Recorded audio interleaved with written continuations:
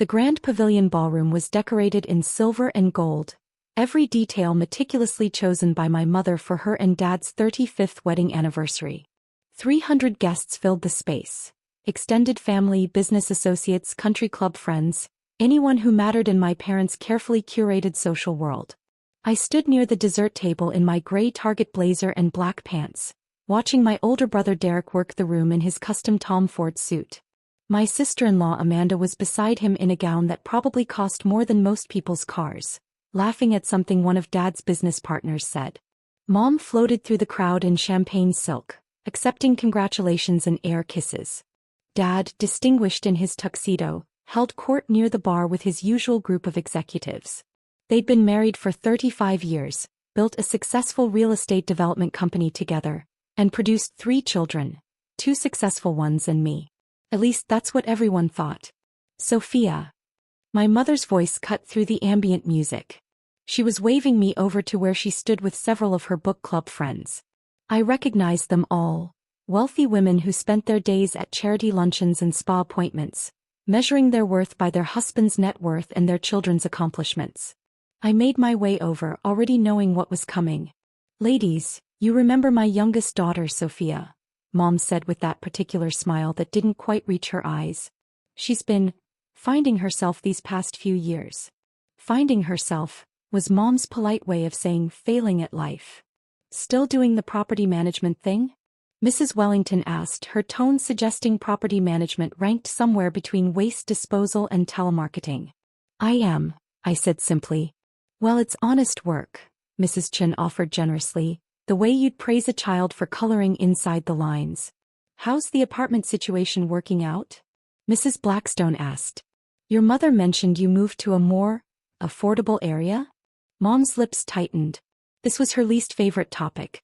I'm very happy where I am, I said. She lives in a converted garage. Derek's voice boomed from behind me. He'd appeared with a whiskey in hand and that smirk he'd perfected in high school. Like literally a garage. Someone's old workshop that got turned into a studio apartment. The book club ladies made sympathetic noises. Derek, Mom said quietly, a warning in her voice, but I could see she wasn't actually upset with him. Just embarrassed by me. I'm just being honest, Derek continued, addressing the growing circle of guests who were now paying attention. Dad keeps offering her positions at Hartley Development. Executive track positions. But Sophia wants to do things her own way. He said her own way, like it was a euphemism for something distasteful. Independence is admirable, Dad said, joining the group with his scotch. But his tone suggested he found my independence more perplexing than admirable. Even if it means living in modest circumstances. Modest, Derek laughed. Dad, I drove by her place last month. There's a mechanic shop on one side and a laundromat on the other. The whole building looks like it should be condemned. This was all true. The building was old, in an industrial part of town most people avoided. The mechanic shop was loud and the laundromat's neon sign flickered at night. What Derek didn't know, what none of them knew, was that I owned the entire building. And the 3 buildings next to it. And the 2 blocks surrounding them. And approximately 847 other properties scattered across 12 states. Well, Mrs. Wellington said with forced brightness, at least you're independent. Not relying on family money. Oh, she relies on it, Derek said. Trust me. That little studio costs $800 a month. There's no way she's covering that on a property manager's salary. Dad's been supplementing. I looked at my father. He had the decency to look slightly uncomfortable, but he didn't deny it. Guess it was true. He had been sending me money every month for 4 years. $2000 deposited directly into my account. I'd never asked for it. He just started doing it after I moved out, convinced I couldn't possibly survive otherwise. What he didn't know was that I'd never touched a single dollar of it. All $96,000 sat in a separate account, untouched. I'd been planning to return it today actually. With interest. Sophia, darling, Mom said, her voice taking on that tone she used when she was about to say something she considered helpful but was actually devastating. Your father and I have been talking. This has gone on long enough. You're 31 years old. It's time to stop playing at independence and accept reality. Which is? I asked calmly. You need a real career, Dad said. Not this property management hobby. I'm offering you a position at Hartley Development. Junior Vice President. Six-figure salary, full benefits, company car. You'd be working under Derek initially, learning the business properly. Under Derek, I repeated. It's generous, Derek said. Most people have to work their way up for years to get that kind of position. You're getting it handed to you because you're family. Amanda, my sister-in-law, nodded enthusiastically. It really is a great opportunity, Sophia. Derek could teach you so much about real estate development. I almost laughed at that. Derek, who'd been handed a VP position straight out of business school because his last name was Hartley. Derek, who spent more time golfing than working. Derek, who thought a successful deal meant getting Dad to sign off on his proposals. Derek, who had no idea his little sister owned more property than our father's entire company had developed in 35 years. I appreciate the offer, I said. But I'm happy with what I'm doing. Living in a garage? Derek's voice rose, making sure everyone in the vicinity could hear. Working as a property manager for, what, $40,000 a year? Sophie, you're embarrassing the family. There was the real issue. Not that I was unhappy. Not that I was struggling. But that I was an embarrassment. Derek, that's enough, Mom said, but again her tone lacked any real reproof. No, it's not enough, Derek continued. He'd had a few whiskeys and his filter was gone. Look at her. She's at our parents' anniversary party wearing off-the-rack clothes.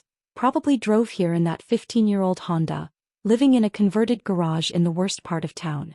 Meanwhile, Amanda and I are closing on our third property next week. We're building something. Growing. And Sophie's just existing. The crowd around us had grown larger. People loved drama, especially at otherwise boring anniversary parties. Your brother has a point, Dad said quietly. Sophie, I love you. But it's time to grow up. Accept help. Let us bring you into the family business. Let us save you from yourself, Mom added, touching my arm. Before it's too late. I looked at their faces. Mom's perfectly made-up features showing concern mixed with social embarrassment. Dad's expression of paternal disappointment. Derek's smug certainty that he'd won this argument. Amanda's pitying smile. Behind them, 300 guests watched and waited, some sympathetic, most simply entertained by the family drama unfolding at the dessert table. My phone rang. I pulled it from my blazer pocket and glanced at the screen. Perfect timing. The universe had a sense of humor. I should take this, I said. Now? Mom asked. Sophie, we're in the middle of. It's important, I said and answered the call on speaker. I don't know what made me do it. Maybe Derek's smug face. Maybe 31 years of being underestimated. Maybe just the perfect cosmic timing of it all. Ms. Hartley. The voice was crisp, professional, instantly recognizable to anyone in real estate. Jennifer Morrison, the most exclusive luxury property broker in the state. I apologize for calling during your parents' celebration, but I wanted to personally congratulate you. The final closing documents for the Riverside portfolio just cleared. The noise in the ballroom seemed too dim. Thank you, Jennifer, I said calmly. Everything went through smoothly? Flawlessly. The 847 properties transferred without a single complication. With this acquisition, your total portfolio value now sits at $2.3 billion. You're officially the largest private property holder in the state. She paused. Actually, scratch that, in the region. Possibly the East Coast. I'll need to check the exact rankings, but Ms. Hartley, this is extraordinary. The silence around me was absolute. I appreciate your work on this, I said. Let's schedule a meeting next week to discuss the Portland expansion. Of course. And Ms. Hartley? For what it's worth, this has been the most impressive growth trajectory I've seen in my 30-year career. What you've built in 4 years is, well, it's unprecedented. Thank you, Jennifer. I'll call you Monday. I ended the call and slipped my phone back into my pocket. Then I looked up at my family. Mom had gone completely pale, one hand pressed to her chest. Dad's mouth was open, his scotch glass frozen halfway to his lips. Derek looked like he'd been slapped. Amanda had actually taken a step backward. I'm sorry, Derek said slowly. Did she say $2.3 billion? With AB, I confirmed. That's not possible, Dad whispered. You live in a garage. I live in a converted industrial loft, I corrected. In a building I own. On a block I own. In a neighborhood that everyone thought was worthless 4 years ago but is now in the middle of the city's fastest-growing development corridor. Current value of that block alone is about $47 million. Mrs. Wellington made a small squeaking sound. But Mom's voice was barely audible. But you're a property manager. I am, I agreed.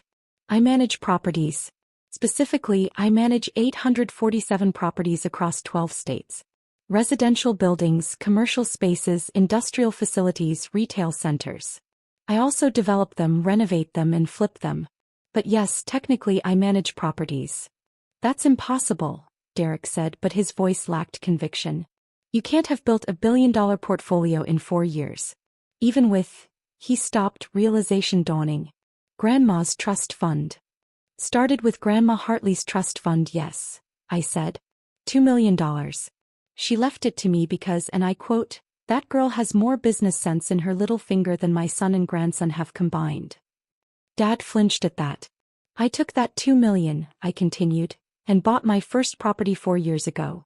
A condemned apartment building in the industrial district. Everyone thought I was insane. Remember, Mom? You cried. You told your friends I was having a breakdown. Mom's eyes were filling with tears now. I spent 6 months renovating that building myself. Learned plumbing, electrical work, drywall, roofing. Lived in what used to be the superintendent's closet. Worked 16-hour days. Then I rented out all 12 units at market rate. Used that income to secure a loan for the next property. Then the next. Then the next. 4 years ago, Dad said slowly. That was right after I graduated from MIT with my master's in urban development and real estate economics. I finished. The degree you told me was impractical. The degree you refused to attend the graduation ceremony for because you were embarrassed I wasn't going into the family business. The crowd around us had grown to at least 50 people now, all standing in complete silence. You have a master's from MIT? Mrs. Chen asked. And an undergraduate degree in economics from Columbia, I added. But I went on partial scholarship and worked 3 jobs to cover the rest, so it didn't really count as a proper education in my family's eyes. Sophie, Mom started. Let me finish, I said, my voice still calm but firm.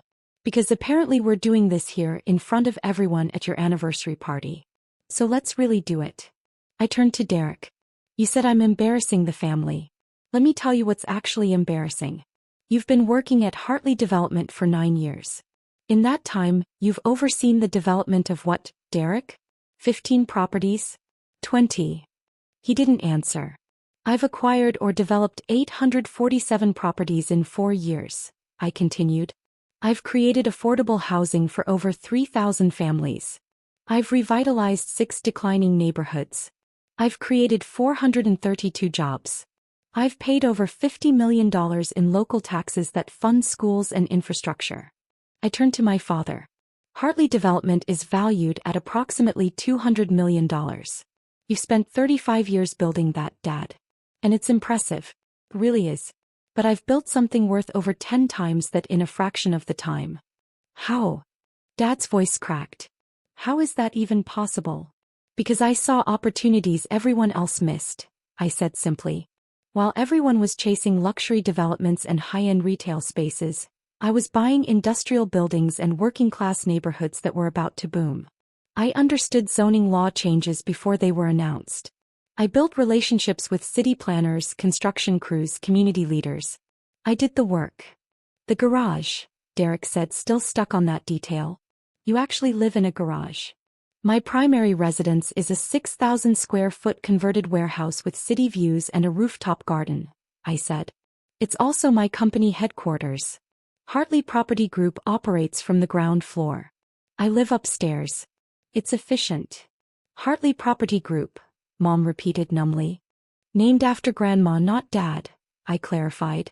Out of respect for the woman who actually believed in me. A man stepped forward from the crowd. Robert Sterling, one of Dad's biggest competitors in the real estate development world. Ms. Hartley, I've been trying to get a meeting with Hartley Property Group for 6 months. Your acquisition team keeps turning me down.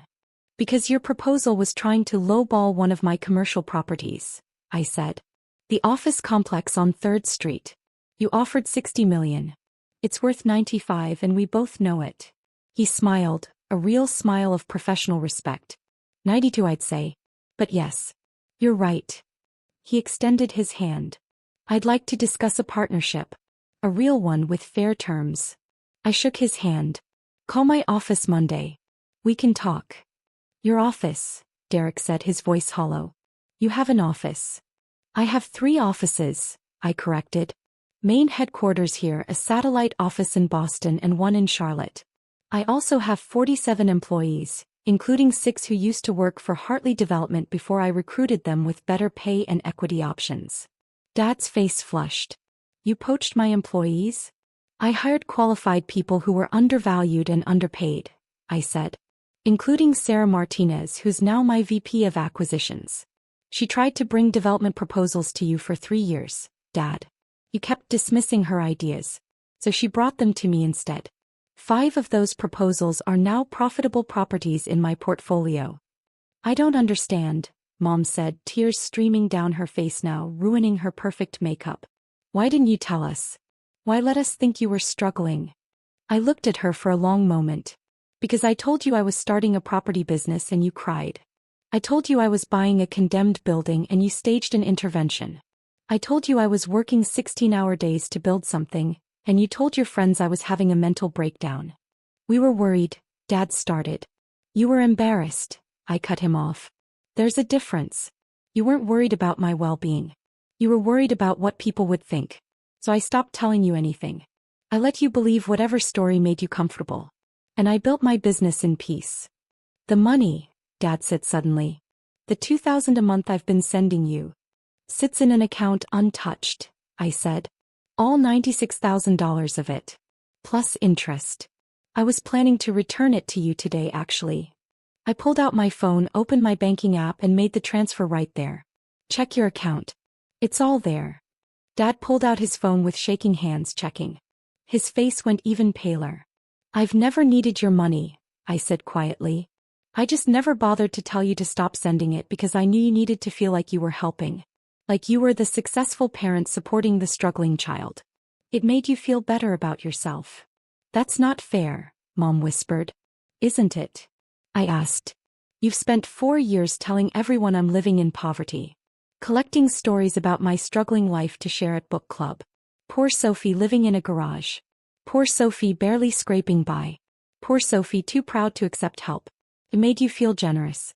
It made you feel superior. It gave you someone to rescue. The truth of it hung in the air like smoke. I'm sorry, Dad said, and to his credit he actually sounded like he meant it. Sophie, I'm so sorry. I failed you. I failed to see what you were building. I failed to ask questions. I failed to believe in you. You did, I agreed. You all did. But I succeeded anyway.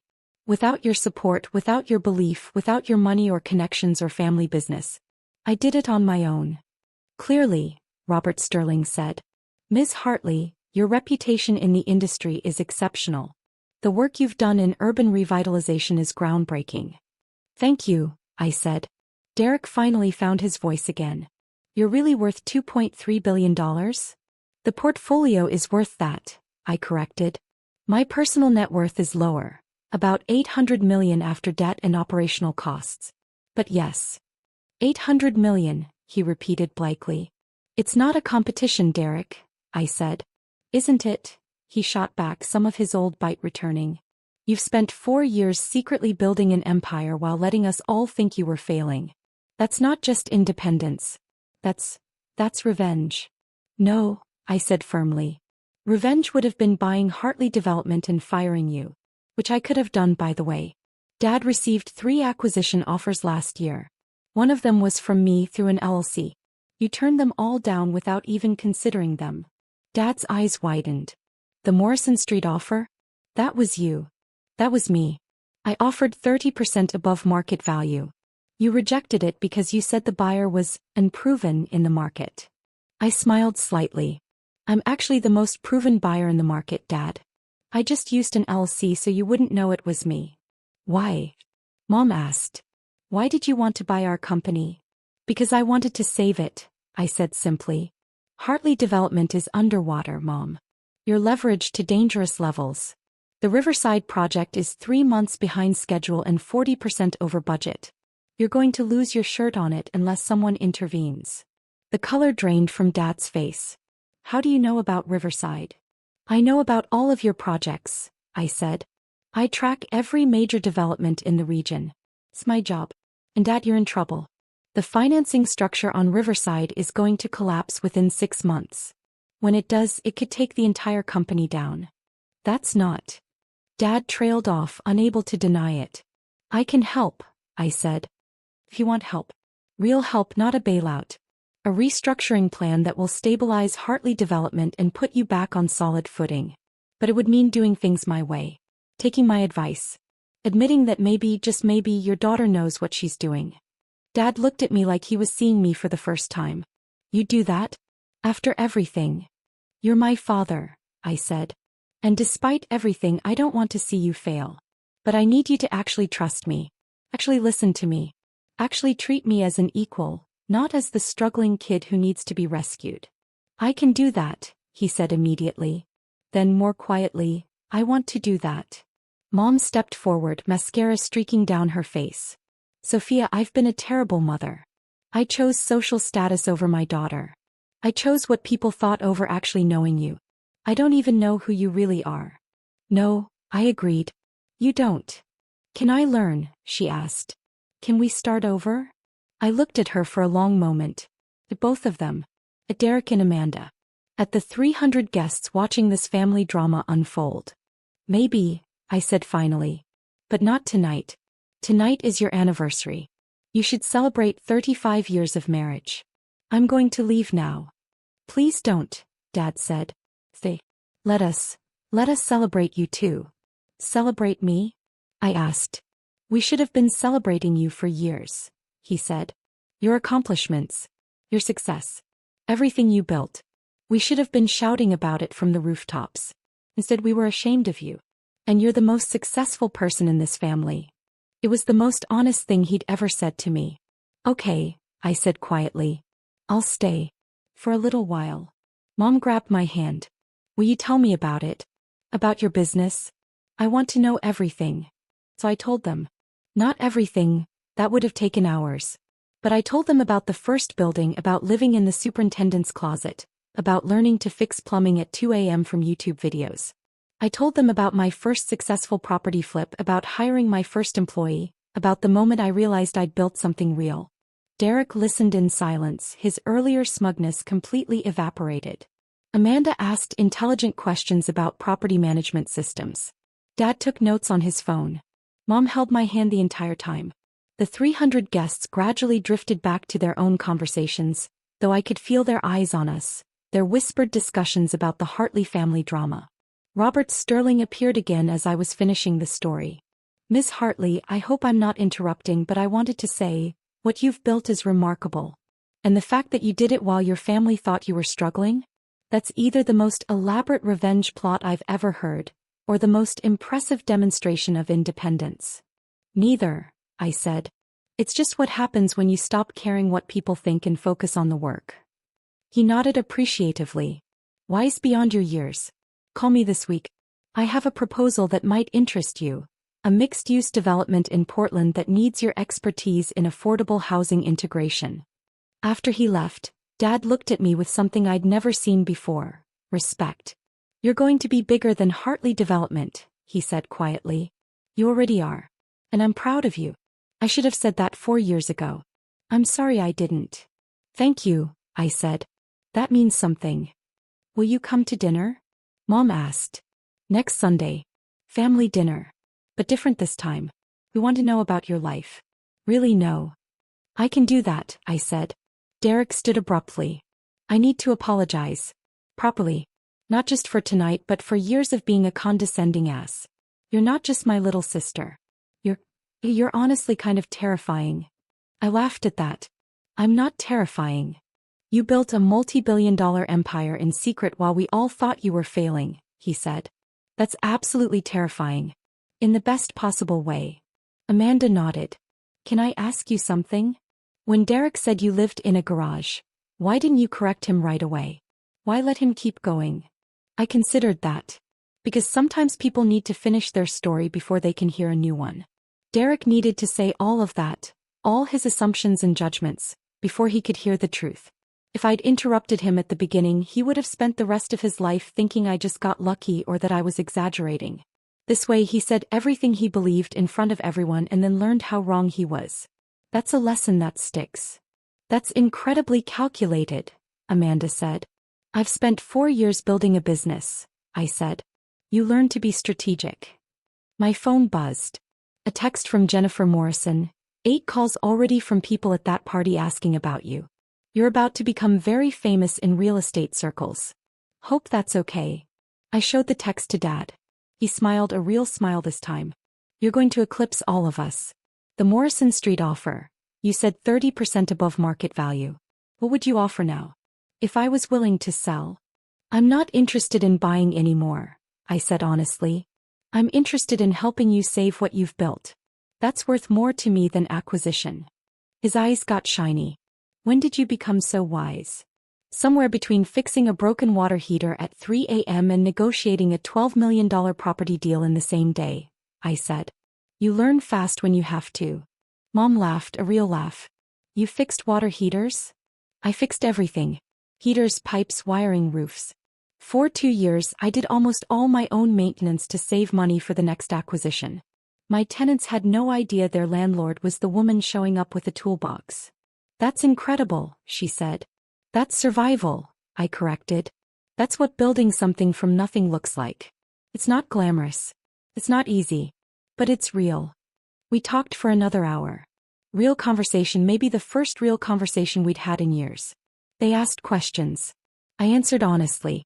Derek admitted he'd been jealous of me for years, afraid I was smarter than him. Amanda confessed she'd always suspected I was up to something but never imagined it was this big. When I finally left the party around midnight, things felt different. Not fixed, we had years of damage to work through. But different. Like maybe there was a possibility of something real. Sarah was waiting with the car. A modest sedan because I still didn't see the point of flashy vehicles. How did it go? She asked. They know, I said simply. Everything. Everything. She whistled. How'd they take it? Better than expected, actually. I think we might be able to build something here. A real relationship. That's good, she said. You deserve that. I looked out the window as we drove through the city, watching my properties slide by. Buildings I owned, neighborhoods I'd helped revitalize, communities I'd invested in. 4 years of work, visible in every block. My phone buzzed again. Dad, this time, thank you for staying tonight. Thank you for giving us another chance. I meant what I said, I'm proud of you. Your grandmother would be too. I typed back, see you Sunday for dinner. Dad, bring the Riverside files. We have work to do. His response came immediately, I will. Thank you, Sophie. Sarah dropped me off at my building. My beautiful converted warehouse in the neighborhood everyone had written off 4 years ago. The neighborhood that was now home to 3 coffee shops, 2 restaurants, an art gallery and 47 families living in affordable housing I'd developed. I took the elevator up to my loft, kicked off my shoes, and walked to the floor-to-ceiling windows overlooking the city. Somewhere out there were 847 properties with my name on them. Thousands of tenants living in spaces I'd created or renovated. Communities I'd helped build. And now, maybe, a family who finally understood who I really was. Grandma Hartley's voice echoed in my memory. Build something that matters, Sophie. Build something that lasts. I had. And I was just getting started.